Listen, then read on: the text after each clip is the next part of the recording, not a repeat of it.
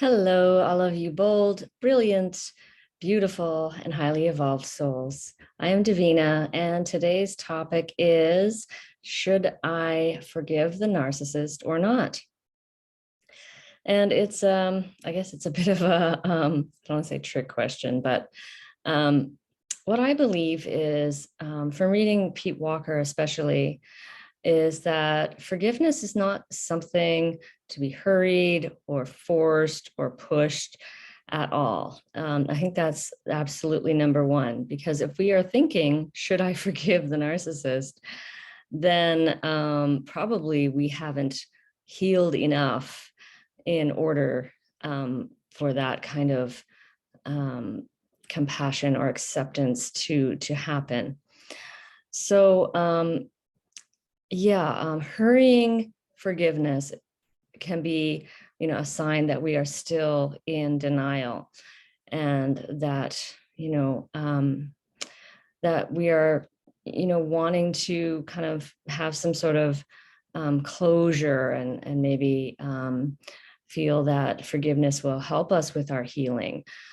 But what I think is true is that forgiveness is not really a choice. I think it's something that naturally kind of unfolds after we have healed ourselves. Once we have healed ourselves from all the trauma and the wounds and the hurt, then I think what really comes out of that is, acceptance. And acceptance, I think, is not something that is going to happen overnight or even maybe in a few years. I mean, I think about how long I was in denial for, and, I might be, coming into acceptance for, a long time, and it might, come and go. Some days we might feel like we're kind of in acceptance, and other days, maybe not so much.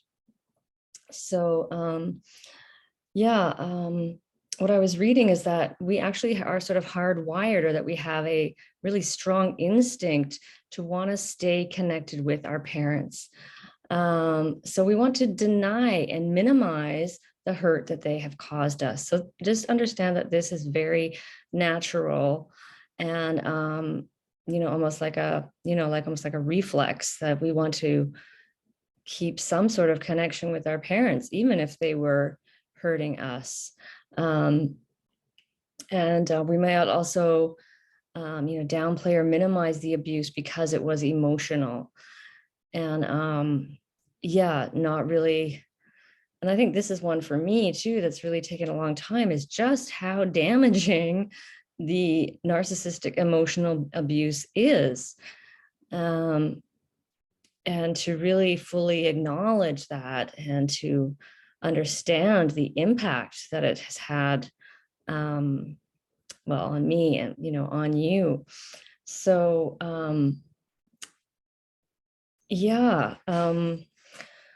also, as children, what we were often doing was forgiving our parents, like probably all the time, in our heads, because it was almost like one of our survival mechanisms to cope with what was going on, just like people pleasing. It's kind of, I think it's part of kind of people pleasing, and that we just like, oh, I guess that's okay, they're having a hard time today, it's okay that they just ignored me. And it also, I think, comes closely tied with pitying them.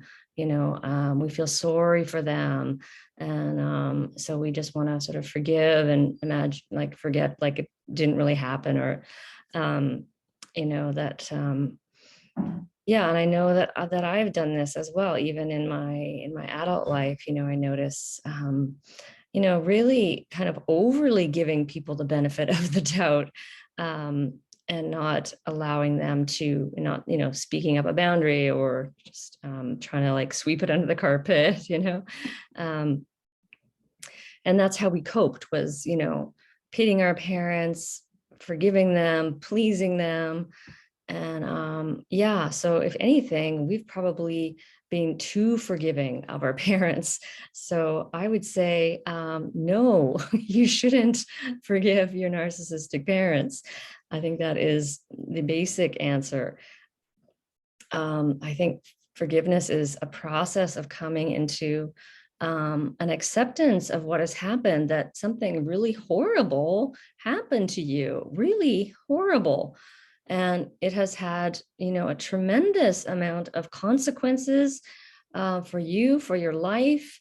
And you faced, numerous losses, loss of time, loss of your authenticity, loss of just being able to feel balanced and peaceful in the world. I mean, the losses could go on and on.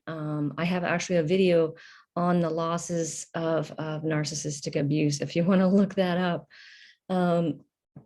Yeah, so yeah, we definitely don't want to yeah, you don't have to forgive, at all. I believe anyway that if it comes to me, it's going to just come because I've done so much healing, and I feel like, I've cleared out all the anger and all the hurts and the pain and all the abandonment stuff. And then, maybe, but is that even going to happen in this lifetime? I don't know. I think we decrease that, little bit by little bit, but, does it ever get to a point of like zero? I don't know. That would be like fully healed. I don't know what if that exists. Pete Walker also says, not to hold on to some, salvation fantasy. And I know that I've done that at times, thinking that someday, I'll be, completely free of all of this. And, I don't want to what do you call that? Not allow for that possibility, but to be realistic. Yeah, another, part of this is that, narcissists will not repent. They will not say that they're sorry. They will not be held accountable or take responsibility for what they've done to you. And so forgiveness really, even doesn't even really make sense, because, it's it doesn't help you if you haven't healed, right? If you haven't healed, then it's really saying, I'm already, sort of releasing you from your responsibility, when we haven't even, had spent the time to really hold them accountable. So we need to spend a long time, probably, I think, in, holding them accountable and blaming them in a way, because we were victims, we were innocent children.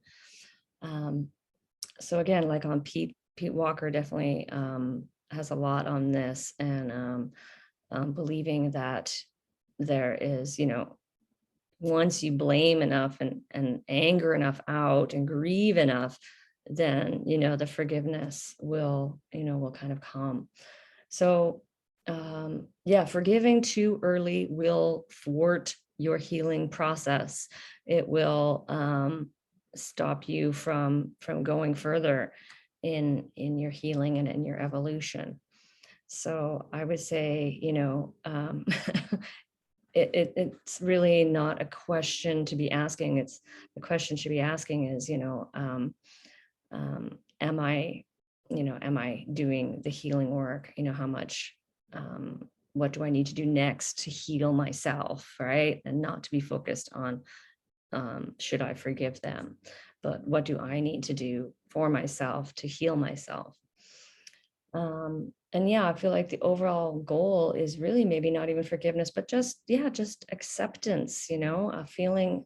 And I've seen it in some other videos about just coming to a place of sort of like not caring, just I forgot the word that they use, but like just sort of not interested. Yeah, you don't care one way or another what they're doing, or how they're doing, or anything. And I would say that's kind of how I feel about my ex-husband. I don't don't think about them anymore. I mean, there might be some still little parts in there, I wouldn't doubt it, but overall, I feel like it's just, it's pretty much gone. And yeah, it's just and this takes a lot of time and a lot of work.